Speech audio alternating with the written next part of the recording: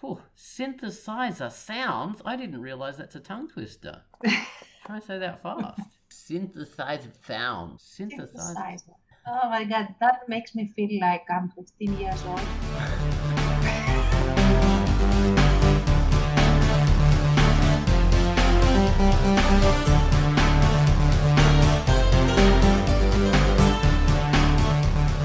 Hello and welcome to the Drunkduck QUACKCAST. This is QUACKCAST number 540. I'm Ozone Ocean. With me is Tance. And in the back... Oh, sorry, Tance. I just tromped all over you. Hello, I said. Hello. Hello. And in the background, you might hear contributions from Genghis, who is a pussycat. You might hear contributions from Misjudged. So, we're going to chat about a few different subjects. One, in particular, is the fall of the Drunkduck, which happened very recently and didn't really last that long, but it had a big impact. So the whole site couldn't be accessed for some reason. And then we also have an update on what we had to do to fix that and how that is going to be fixed. And also our anthology, and all those things are related. And then we'll get into character testing. Tests of character. Okay, first we have to bring up the featured comic. Featured comic, Kwai featured the Magister Records, which is a comic we did a featured music for last week, I believe. So, Kwai is going to tell us about that now. Hello, this is QUACKCAST, and the feature I've selected for this week is The Magister Records by Grotesquerie Queen, and it is rated E for everyone. It was a blustery cold evening when Elias and Archimedes arrived at the Four Hearts Inn. Upon arrival, the pair meet up with Yara Sistani, a guide to get them safely through the first part of their expedition. Out of nowhere, a haunting voice of a creature beyond the earthly realm unleashes a chill through the air and sends Archimedes into the cold. Will the heroes make it through the mines before the shadows catch up? This is a full-page comic, drawn mostly in grayscale and fully digital. Find out if Yara will end up having to carry one of the heroes in case they break a leg, and read The Magister Records by Grotesquerie Queen, rated E. And that was our feature comic, The Magister Records, by the author of that particular comic, but Kwai would have told us about that. Okay, so next up we have to mention the featured music that Gumwallace has given us. Gumwallace was very kind and gave us another theme. He gave us a theme to Quantum Festival, which was the comic I featured last week. So, thank you very much for that, Gumwallace. It's nice this synchronicity happening here.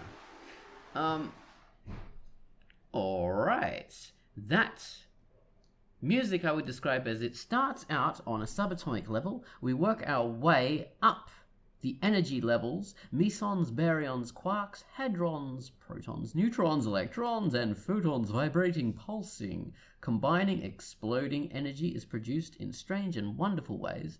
The eerie synthesizer sounds, oh my god, illustrate this perfectly. Beeping, bumping, clicking, and wailing, helping you visualize the quantum weirdness. So take it away, Gumwallace, with Quantum Festival. Yay!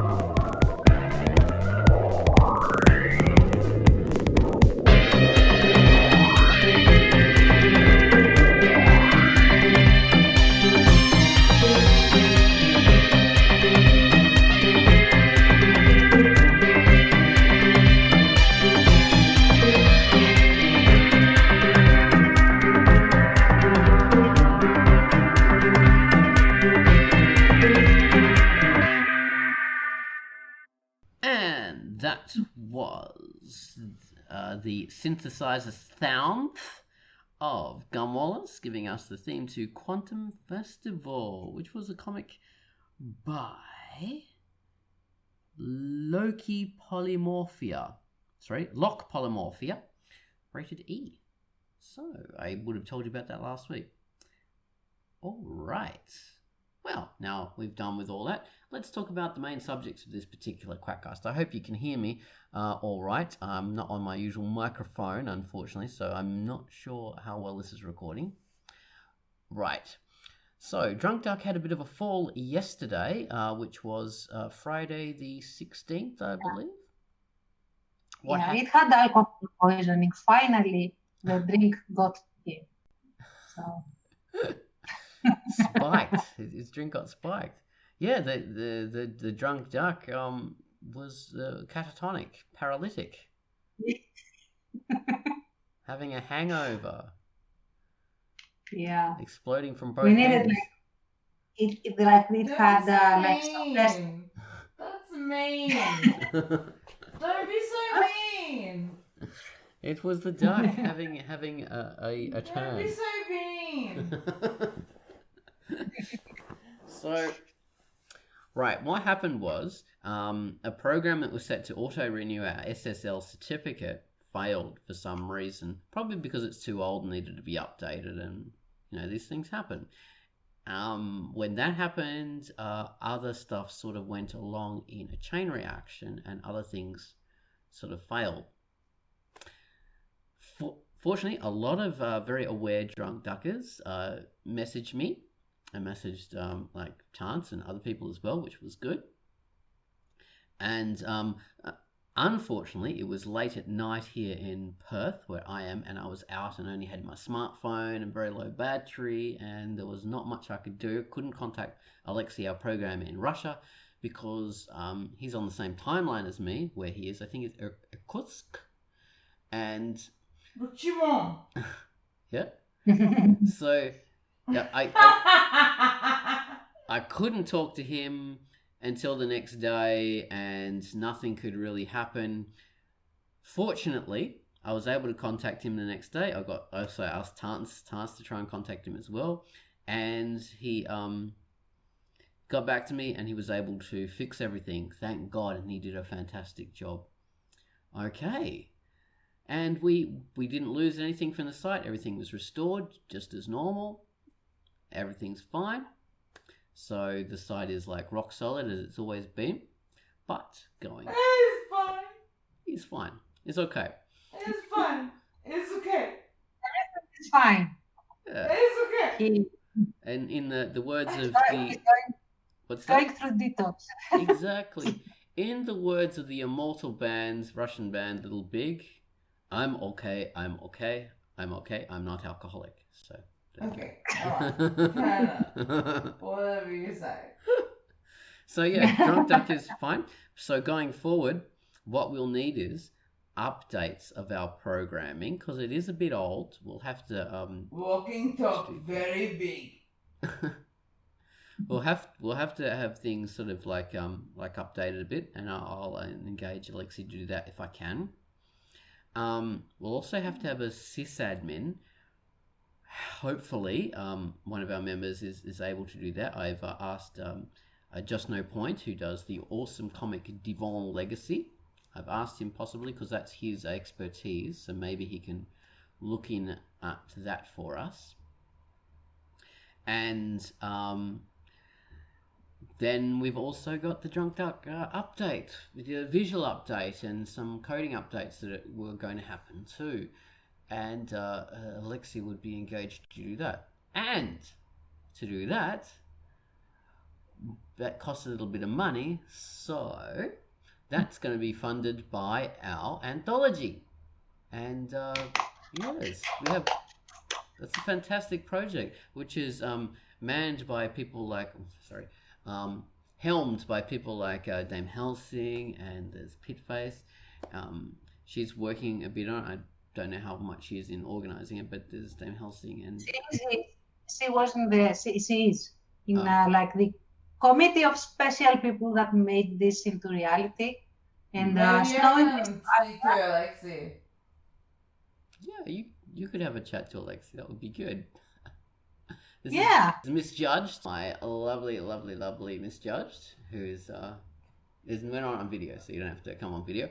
Who's contributing here in the background. Who also speaks Russian, so she can communicate with Alexi, which would be good. I'm Russian. Yes, because she is Russian. Yeah, but we have our anthology people, which a lot of people contributing to it. Iron Scarf, Tanserine, Baines, I've already said Iron Scarf. Many other people. I don't know all the people. It's 15 people. Bravo. Oh, she's so good. She is.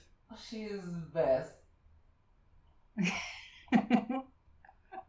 There are so many good people. It's like every single person is so good that I get imposter syndrome, guys. So please check it out. Oh, you don't get imposter syndrome. You're the best. You're on the channel. Why do you have this? Now I'm blushing. But I would blush. You're as red as the Soviet flag.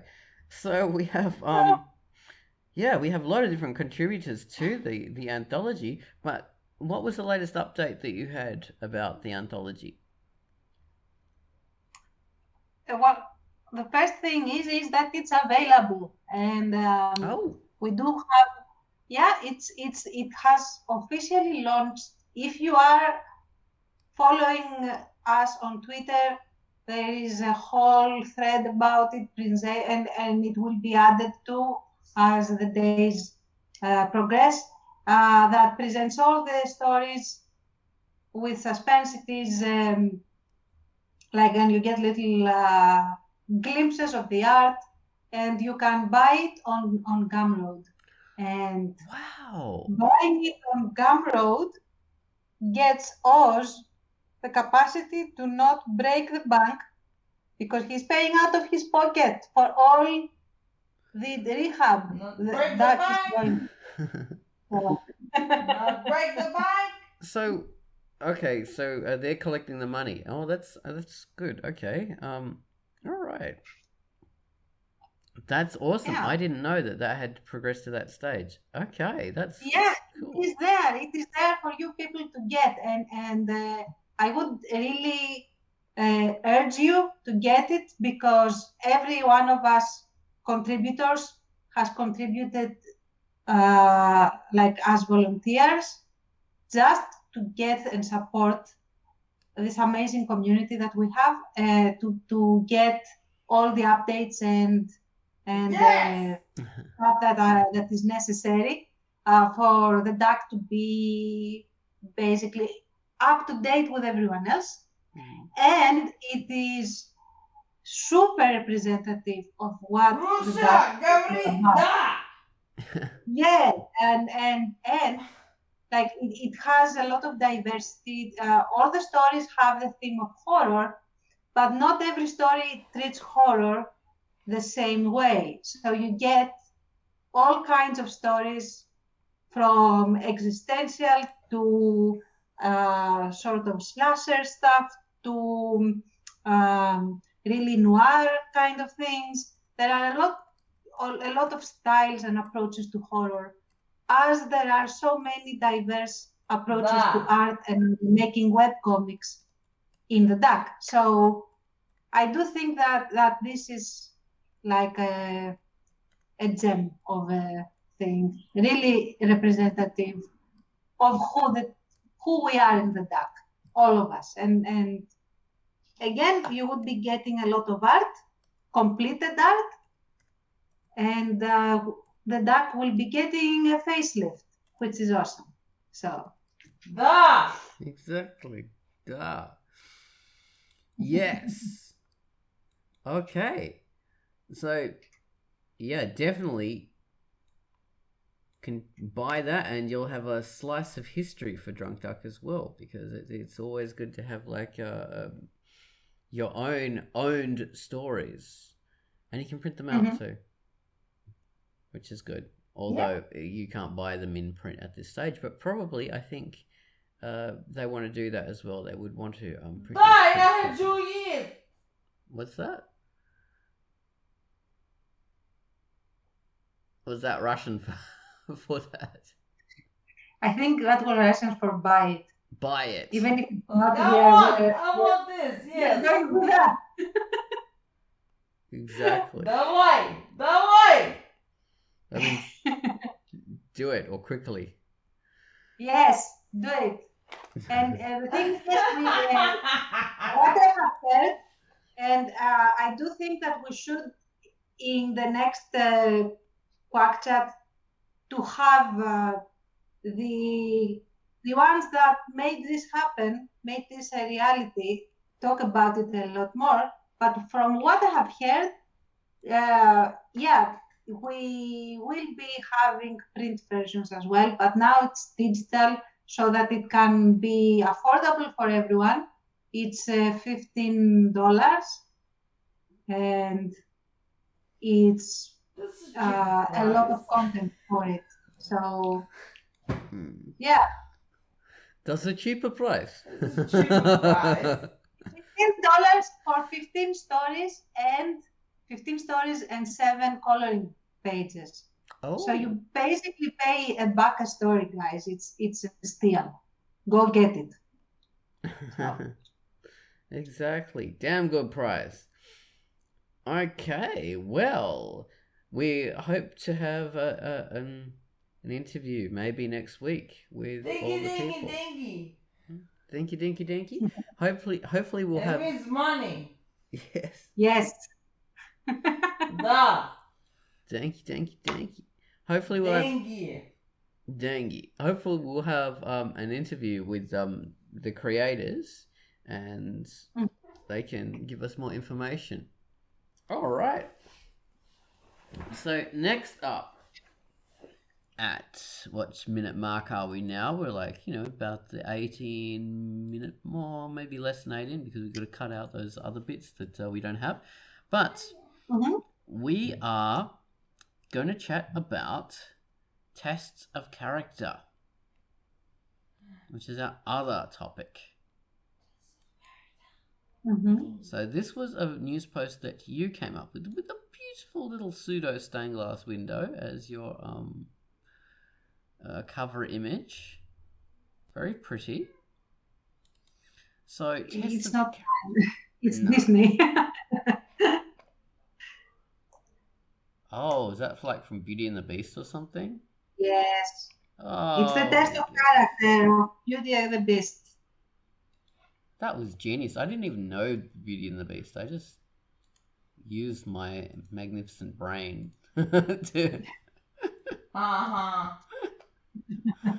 work that out. Oh my God, that is commentary. That laugh there. The idea is that, especially in fairy tales, which is why I picked that image, especially in fairy tales, you always have like a test of character for the main hero of the fairy tale, or heroine, depending. And usually the test of character is administered by either an old woman or an old man, or a situation where supposedly the character can, like the hero can, do whatever they like and nobody will know. So there is no social pressure to act a certain way.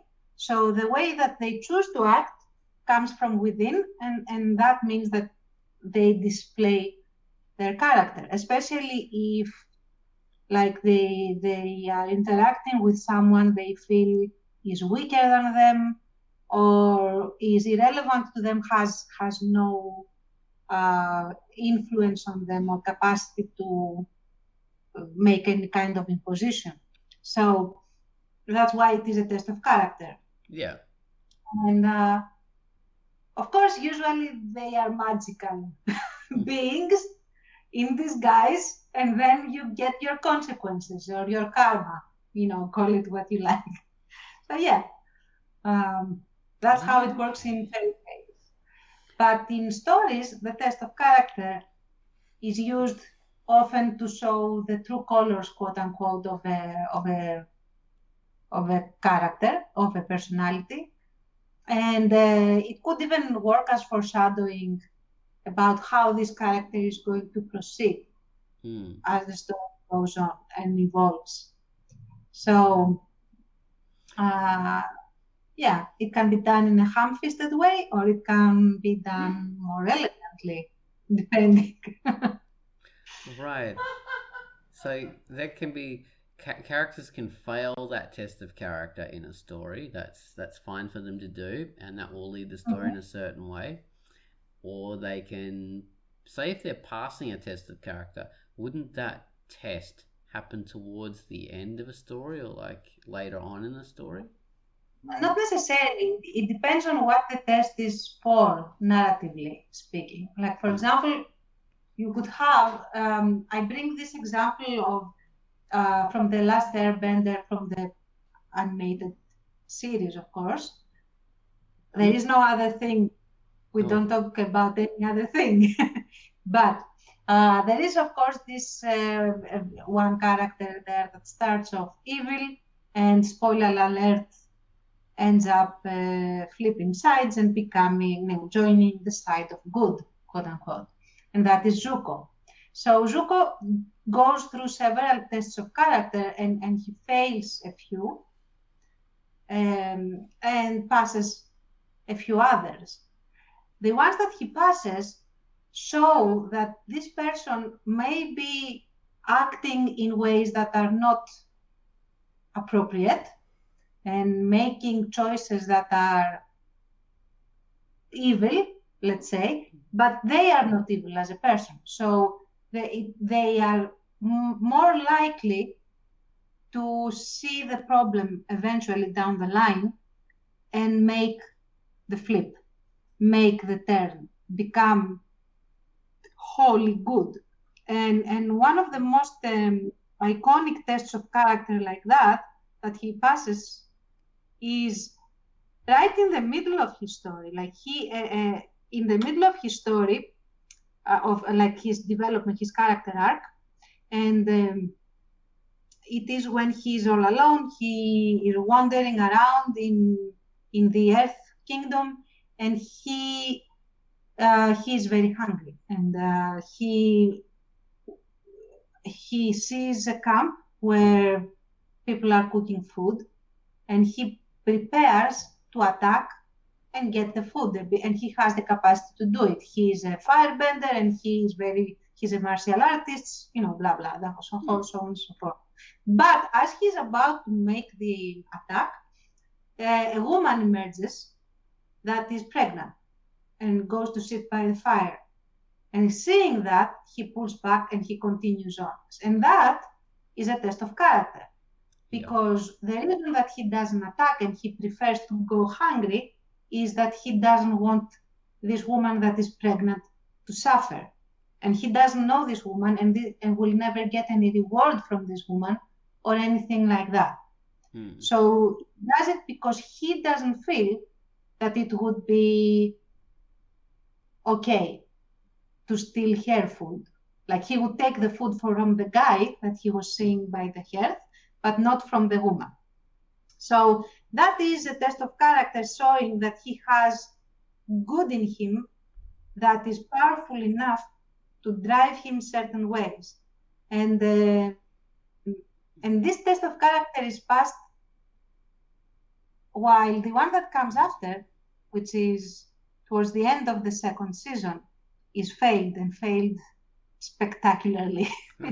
and that I really appreciate, in the sense that in reality people go back and forth in what they should do and the challenges of life, and going beyond your own self and overcoming things is hard, and people cannot do it immediately because you oscillate between things that you want or you think you want and things that you should do.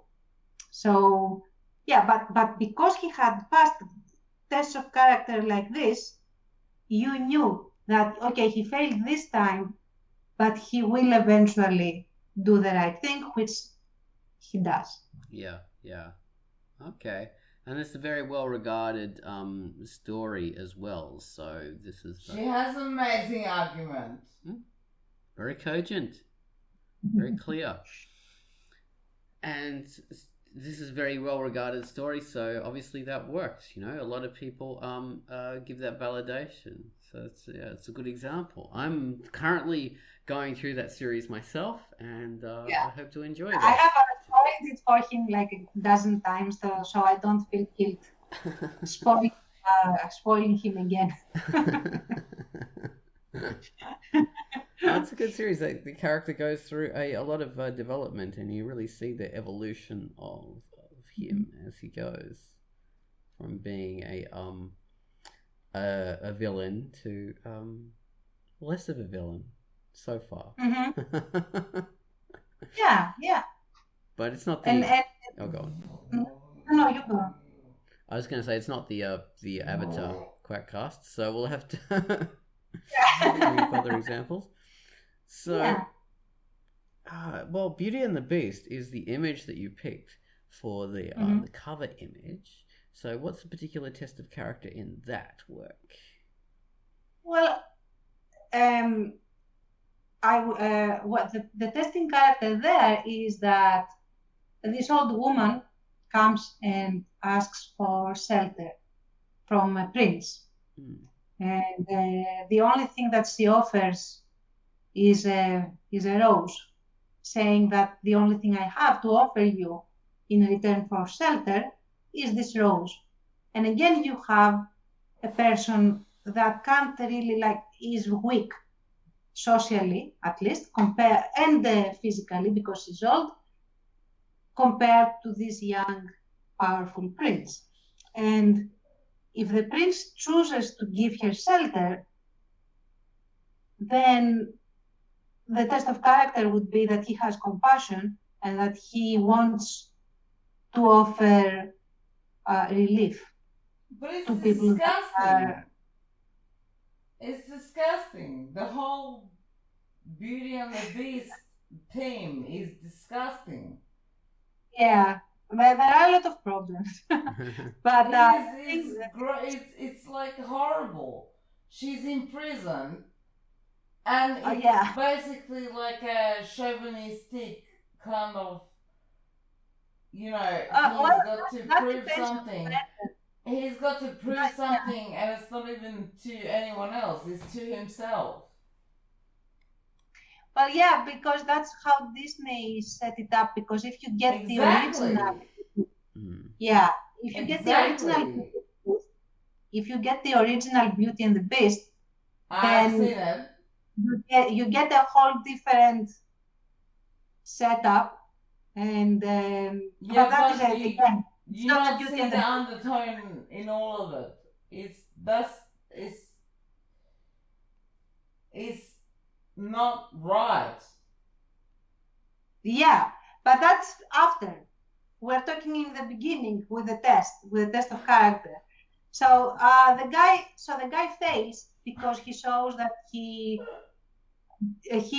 doesn't have any kind of compassion, and he's very skin deep. Like he is only interested. Yes, and that's about punishing him for his not seeing, above himself and being, just being insolent and not seeing beauty in other things. And Exactly.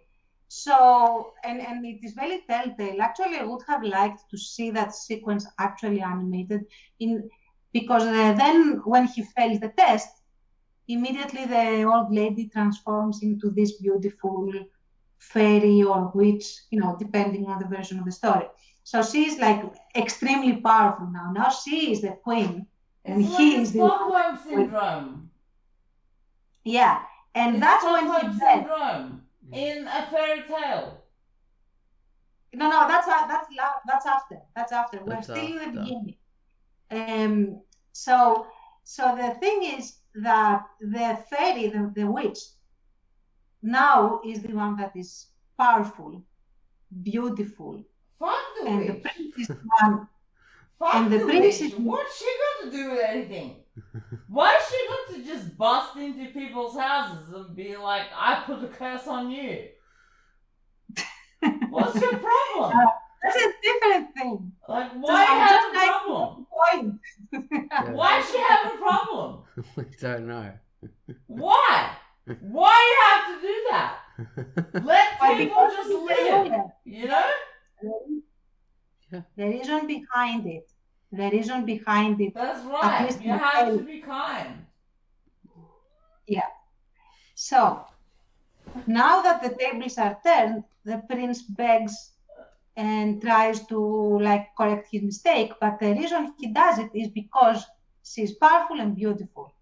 Whereas before, when she was weak and ugly, he wasn't offering any kind of support, But was he protection. ugly? Oh, that's terrible. Yeah. Was he ugly Yeah. though?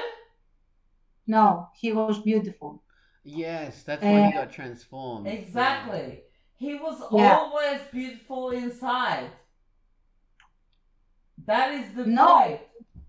Initially, he was not beautiful inside. He But was he beautiful learned. outside. He And the learned monster to be within. beautiful inside.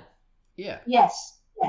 So that's the test of character for Beauty and the Beast. So in the end, when the same test of character comes at a higher stakes, because it's whether he will stay a beast or not, he lets Beauty go and basically releases her. And he knows, as far as he knows, he is doomed. But yes, he was willing. He was willing to die. exactly.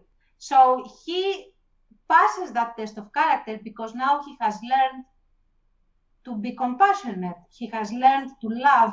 And it's not just the love of the woman, it's just he has learned to be a compassionate human being. And that's why he gets back his kingdom, basically. And the girl. But yeah. I love it. It's great. Yeah, exactly. Fairy tales work a lot like that. I mean, You see them the same as me. It's great. I love it. Yeah. For example, I remember there is this Greek fairy tale that has the similar tests of character, but instead of having old ladies and stuff do it, it has personifications of the months, 12. There were 12 brothers, and those brothers are each 1 month of the year. So there was this girl that was lost in the forest, and she's what is that? It's a Greek fairy tale with a test of character. With test of character. So this girl had there were 2 girls, sisters. One was the one that basically did everything. There's something not right there. What? There's something not right there from the start. Yes. So thank you. Yes, something not right there from the start. I didn't hear that now. Can't hear you properly. Oh, I was saying there's something not right there from the start. There's something all right from the start. Not right. Not right. Okay. Yes. So the problem is, of course, that the one with a good personality is the one that gets basically abused because everyone else imposes on her. And at some point, she has to go to the forest and she gets lost, as you do in fairy tales. And she is offered shelter by this band of 12 brothers. Oh. And, which were all born in the same month of the year? No. They are all representing. They are all personifications of each month. So you got okay, January, all right. Sorry, I'm not. And they are all handsome, of course, and they are all very gracious and all of that. So they offer her shelter, and they offer her food. They are very, very cordial to her. But as they are discussing, they try to get her to pick who is her favorite month of the year. Oh. And she like Sorry, and what they was are that? Who is the? They try and get her to pick which is her favorite month of the year. But do they tell her that they're personifications of the different months? So they're trying to see who her favorite is, but they don't tell her. But they don't tell her. And the thing is that what she does is that she says, I like all of them because every single month has unique things that I cherish. And do you have children? No. So they are extremely amazed because usually someone says that I hate this month and I love this month, that sort of thing. September. So by the time she returns, September. by the time she returns, did I win? No. By the time she returns, she has she had a satchel with the firewood. All of the firewood has turned to gold. Oh, okay. So the sister that is spoiled sees this and gets jealous. And so she decides to go into the forest and get lost as well. And she does, and she finds the 12 brothers. And they go through the entire thing again. And when they ask her about the month of the year, what she likes and what she doesn't, she says everything is terrible. The summer months are too hot, the winter months are too cold, the ones that are in the middle are not good enough because there are a lot of bugs, all sorts of things. She dissed everyone. So they got all pissed. And when she returned in her satchel, she had coal. and that's τι είπες, μαμά? Yeah, and another version of the story is that it didn't have coal, but she had snakes. Oh. And those snakes probably bit her and she died or something like that. So the point is that that was a test of character for both girls. And again, the idea is that one displayed a very positive, constructive personality, and the other one was very toxic. But was it September? No. You would have failed. But she wouldn't have gotten snakes because at least she would have had some favorite months. Yes, because most people have a union on New Year's Eve, and then their children are born in September. Oh. Mm. But still, that's amazing. You would have failed because all the rest of the months would get jealous and they would make you have bad things. So you have to. The only way to pass is. Well, every Russian thing is like, oh, what? You listen to something like this? That's bad. Well, anyway, the whole point is that in fairy tales, usually the test of character has these elements of being something. The character, the hero, does not know that this is a test of character. I like this. It doesn't appear that the test of character will have consequence of any kind. And then, if passed, they get a big reward, which represents that life will give you good things if you are basically a positive person, a constructive person, and not a bastard. I like this. So, yeah.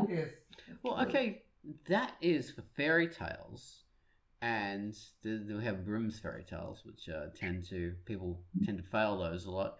But we have the O. Henry stories, which turn into Twilight Zone. Henry story. What's this? You know Twilight Zone, when things go bad. And in those stories, everyone fails a test of character, which is the point of those stories. You always fail. No, I find Yeah. I will find. They also work a lot as cautionary tales as well. Yeah. I will find the point. But those ones, it seems to be that it is the structure easy. of Don't them. start this story. Yeah. Finish. It's the structure of those stories that you have to fail, and then we as the audience start the story. No, Finish. Yeah, that's the best way. But it's for the audience to marvel in horror at the consequences. Horror of the consequences of the failure of the test of character. And yes, so don't start. Don't start the story. They're almost a moralistic tale, a moralistic kind of story, aren't they? That's what I would say. They work like the labyrinth with no end. They work like the medieval type of tales of morality, where they fail, they get spectacularly punished. The audience learns not to do that, basically. That's not fair play. No, they're not fair play. They're rather grim stories in that respect. No, but I mean, I like horror story, but that's a good point. If there's no fair play, I just think often horror stories are in that the characters will often fail the test of character, and the ones that pass it, do they survive? Is that structurally in a horror story? If they are virgin. Yeah, usually. But yeah, technically, I mean, I think it depends on the horror story. Often everyone dies for different reasons. But if someone survives, usually they are the one that passes the tests, whatever those are. That's true. Because in a lot of horror stories, you have this character who befriends the ghost, or who befriends some kind of a spirit. It does something nice for them, and that helps them survive it in the end. Yeah. Or actually tries to understand why the horror stuff that is happening, why it is happening, and has compassion for whatever supernatural thing is doing it. But that's ghost horror, because if you have for example, if you have Freddy from Nightmare on Elm Street. Yeah, Freddy Krueger. Then you cannot have compassion for him, but the one that survives should be the one that overcomes the weakness that Freddy uses. Yeah. So, well, that's an interesting aspect of it. I never really thought of horror movies in terms of tests of character. Thank you, Miss Judge, for putting us along those lines. That was a good idea. He's become our Earthsat's Pitface. Particular QUACKCAST. Yeah, that is an interesting point. I'll look at them in a new way now. Helps me kind of get into them a bit more. And even like sometimes the really horrid like splatter films, even I guess something like Saw, which I hate, I cannot really watch it. But the plot, what is the plot? Is that this guy captures individuals that have failed tests of character, and now they have to basically react to impossible dilemmas in order to survive. Or they fail and they die in horrific, gory manners. Okay. Yeah, and it's interesting from the point of view of what is entertaining for people for that. I think obviously the people watching that aren't thinking, oh, that's something I shouldn't do now, I'm learning a lesson. They're sort of, it's more like, haha, you failed. I'm going to, I'm being entertained by you failing. It's like, I'm not going to have any problems watching you die spectacularly because you are a bastard.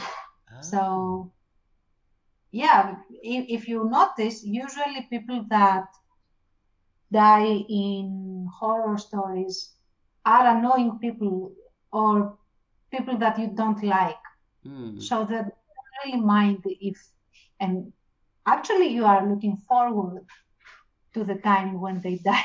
Well, those are the good horror stories. The nasty ones are when good people die. Those are the nasty ones. I don't like those at all. Yeah, that's the sort of different thing. And I wouldn't really know much about it because I don't really watch that many horror stories. I have only seen the classics, really. But another thing is that tests of character can advance the plot or increase suspense in stories. Because if a character you don't expect to pass a test of character passes it, then that sort of flips your expectations of this person. So, like for example, if you had Darth Vader take care of a puppy, that would be dissonant. Okay. All right. Yeah. In the sense of, when I say take care of a puppy, means that if he saw a creature in distress and helped it instead of indifferently moving on, then that would be dissonant for his personality and character up to then. And that would sort of prime the audience to expect this to translate into other behavior and other choices down the line. Yeah. Or at least create suspense of will he, won't he, in other similar situations. So yeah, it sort of muddies the waters, so to speak, and people's perception of that character doesn't give you a clear notion of where it's heading. That just brings to mind the obvious test of character in classic Star Wars is poor old Luke in the swamps of Dagobah being told not to hate because it'll lead to the dark side, and him storming off and fighting the ghostly Darth Vader and chopping the head off and seeing his own self inside the mask from memory and seeing what it can happen. So he failed that particular small test of character, which didn't really have much. It was actually it was like a padded room type of test of character, which was designed by Yoda, let's say, to warn him, because he saw the consequence of failing that test. So now he was warned that if you continue failing that kind of tests, this is what you are going to end up as. So that was a preemptive failed test so that he could pass the matter. So, oh yes, yeah. very clever. Yeah, it was his own something Maru, you know, the bloody Star Trek thing. I can't remember what it was. Kobayashi Maru, yeah, Maru. Where there's Yeah. And sometimes tests can be subtle, at least. Like if we go back to webcomics, and I'm going to bring up Without Moonlight because that's the only one I have in mind right now. There is like very early in chapter 1 that nobody remembers because it was 10 years ago. There was this block where the Nazis rounded up the locals and basically started killing them left and right because Nazis, I guess. Yeah. So anyway, and we have Arthur there. He's not really yet named, but you can see his very characteristics, and he has the captain's insignia on his uniform, and he is also hunting, the Greeks and trying to hunt the resistance that is within the bloc, and he gets confronted with a kid, and he almost bayonets a kid, and he very deliberately pulls back and turns away from the kid, although the order is to kill everyone, including the kids, including the children. So that was a small test of character for him that I don't think anyone really noticed. But the idea was that he was not weak. He drew the line to actually killing children, even though he was a full-blown Nazi at the time. So that was a bit of foreshadowing as well, but also the reason why eventually, and it's not really a spoiler anymore for anyone who reads my comic, so I can say it. So he eventually flips. Yeah. And he turns on the Nazi side. So, yeah, but differently. He turns on the Nazi side, and this is a bit of a foreshadowing as well on the grounds why he flips. Because originally, the whole transition from being a Nazi to being a non-Nazi does not happen like this. It happens from a source that is that he doesn't want to kill kids. He sees kids being killed left and right, tortured and stuff. And this compounds into him saying, no, I break with that. And then eventually more stuff will happen that will make him actively join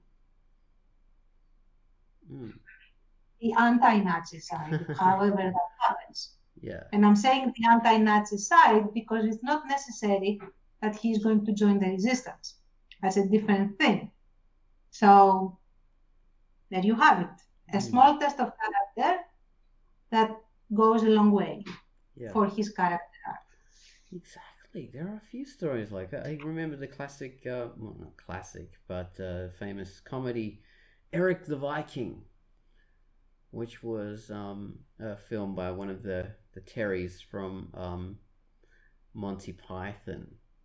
And in Eric the Viking, it starts out with Eric as a Viking attacking a Celtic village or Christian village, attacking a Christian village, and he's meant to he protects a woman from being assaulted, and he kills the Vikings who attempts to assault her as well, but he accidentally kills her while trying to protect her. And the whole story sort of begins from there. Like it's in his process of not being a barbarian anymore and transitioning to being a bit more, mindful of other people, and then becoming a non-Viking. through the story. It's a very funny story, but it does start with a test of character, which is an interesting point because not many stories do. So yeah, it's a good one for people to see. I think Eric the Viking. I will now. It's quite a funny film. It stars Tim Robbins. Tim Robbins is a comedy character. Now. Yeah, he's a great actor. Very good in his serious roles and fantastic in his comedy roles. So, yeah. All right, I can't think of... See, test of character is something I really don't look for in films, so it's not something that immediately comes to mind, especially in other stories as well. So it's hard to sort of to bring up examples ready to mind, unfortunately. Not even in webcomics. How about in Pinky TA? Oh, I don't know. I think I'm not a clever enough writer for that kind of thing. I think I'm pretty straightforward in my foreshadowing and all these. I suppose there is sort of one in the end of the first sequence when Pinky, she's just shooting left, right, and center, killing everybody in this base that she's meant to infiltrate, and in the end she finds it's actually a refuge for refugees and children and mothers and sick people and that kind of stuff, and she's horrified and she doesn't want to kill them. She's just completely decides, no, I'm not going to fight anymore. So I suppose that's a bit of an obvious test of character. And then I suppose that is a test of character, because then it shows so she's not actually like this commando Arnold Schwarzenegger person who just kills everyone with unlimited bullets. There's limits, and these are her limits, and she's not going to do that. And we find out what kind of person she is versus Cece, who is like another side of the coin from her, this other character. In just a few panels later, it shows her like in a bloody fight, and then takes actions that she knows will cause a war, and it doesn't matter to her because it's in the service of her country, and the ends justify the means. So that deliberately illustrates the difference between those two characters and what they're prepared to do. So I suppose you're definitely right. There is test of character in that. Yeah, there is. And I think I can think of a couple more. I don't remember the context completely, but I do think that she makes choices that separate her very, very strongly from Ace Kincaid, like certain things. I think in the way that she fought in the Tromper, in that face-off that they have with each other. I don't remember it fully, to be honest, but I felt that there was a very qualitative difference between how she approached this showdown and how he approached it. I don't really remember it all, so I might butcher it. It was just the impression that I got. Yeah, he's a bit more arrogant in his fighting style, and she's more a survivor, trying to